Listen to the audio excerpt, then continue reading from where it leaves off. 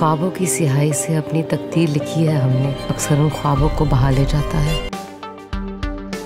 সবখানেই এখন আলোচনায় সঞ্জয় লীলা বানসালির হীরামান্ডি। এই সিরিজের নানা খুঁটিনাটি নিয়েও সবখানে চলছে চুলচেরা বিশ্লেষণ। সিরিজের ভালো মন্দ সবকিছু নিয়েই আলোচনার মাঝে একটি বিষয় জানিয়ে প্রায় সব নেটিজেনরাই একমত, তা হলো এই সিরিজে আলমজেব বা শারমিন সেহগালের বাজে অভিনয়। শুধুমাত্র ভাগ্নিকে সুযোগ দিতেই এই সিরিজে তাকে নেওয়া হয়েছে বলেও নেপোটিজমের অভিযোগ সঞ্জয় লীলার বিরুদ্ধে।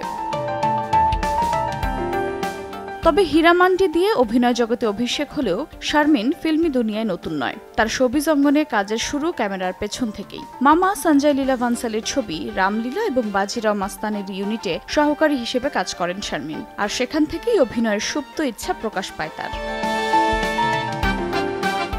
ভাগ্নের সুপ্ত ইচ্ছা ধরা পড়ে পরিচালক মামার নজরেও। শেষমেশ সুযোগ আসে মামার ওয়েব সিরিজে। আলমজেবের চরিত্রে দেখা যায় শারমিনকে, কিন্তু সিরিজটি মুক্তি পাওয়ার পর থেকে বাজে অভিনয়ের অভিযোগে ক্রমাগত সমালোচনার মুখে পড়তে হচ্ছে শারমিনকে। বারবার স্বজন পোষণের অভিযোগ উঠছে বানসালির বিরুদ্ধে। সত্যিই কি পরিচালকের ভাগ্নি বলেই অভিনয়ের সুযোগ পেয়ে গেলেন শারমিন?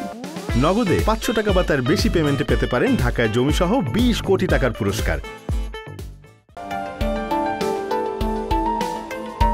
সম্প্রতি দ্য গ্রেট ইন্ডিয়ান কাপিল শোয়ে হীরামান্ডির আরও সব অভিনেত্রীর সঙ্গে আসেন শারমিনও। সেখানে কাপিল তাকে বলে বসেন, মামা এত বড় পরিচালক বলেই খুব সহজেই নিশ্চয়ই সুযোগ পেয়ে গিয়েছেন।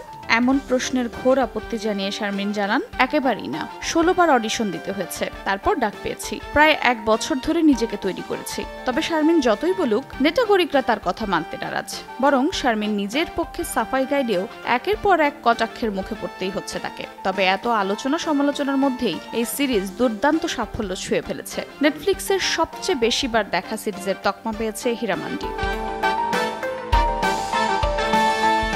আফরোজা মৌটুসী, সময় সংবাদ, ঢাকা।